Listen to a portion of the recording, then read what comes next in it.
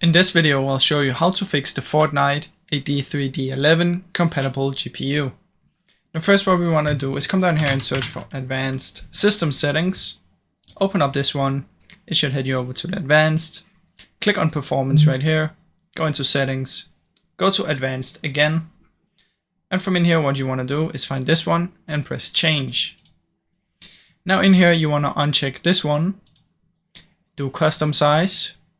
Type in 1024, and then the maximum size will be depending on your PC.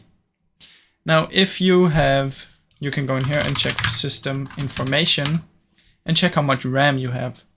Now I have 16, as you can see. So what I would do was calculator, type this one times 16. So I would type 16,384. Click set.